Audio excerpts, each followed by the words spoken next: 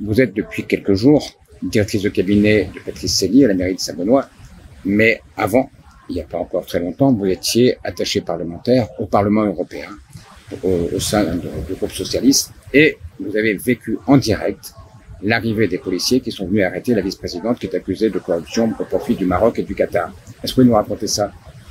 Oui, alors c'était, on avait vraiment l'impression d'être dans une série Netflix, c'est-à-dire que c'était un vendredi matin, juste avant d'aller en session plénière à Strasbourg la semaine d'après, et donc comme c'était à Bruxelles. Là. À Bruxelles, oui, tout à fait. Donc là, on arrive le matin au bureau et on voit débarquer une centaine de policiers accompagnés du juge d'instruction, Monsieur Blaise, et qui nous demandent très clairement de ne plus bouger en attendant que leurs équipes fassent leur boulot en scellant toutes les portes des bureaux des députés concernés par cette affaire de corruption qui venait d'éclater à la suite d'une notification du journal Le Soir très tôt le matin, annonçant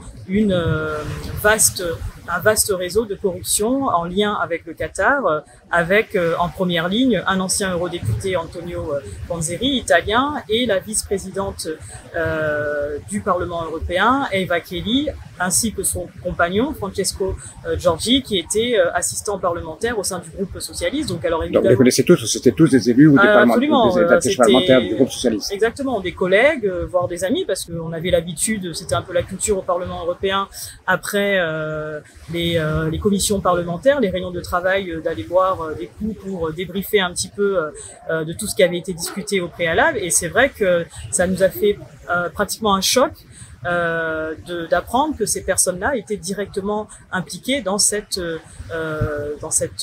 vaste réseau de corruption. Alors, le compagnon d'Eva Kaili, il a été arrêté dans des conditions un petit peu rocambolesques aussi. Oui, tout à fait, puisqu'il faisait son footing matinal, parce que c'est quelqu'un qui était très sportif, connu pour cela.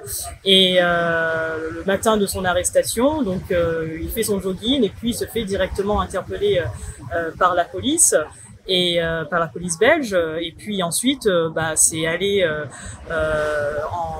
en effet domino, je dirais, puisque le père d'Eva Kaili est après arrêté dans parce qu'en fait Eva Kaili a appelé son père en disant voilà, donc du coup qu'il fallait cacher l'argent. Et effectivement le problème c'est que tout ce bon monde était déjà sur écoute depuis plusieurs mois, depuis le mois de juillet 2022, et que donc les autorités belges attendaient tout simplement un acte qui leur permettrait d'arrêter directement la vice-présidente Eva Kaili ainsi que l'ancien député européen Antonio Panzeri, pour ne pas faire en sorte à ce qu'ils puissent bénéficier de leur immunité parlementaire. Et la seule façon, c'était en fait de les attraper en flagrant délit.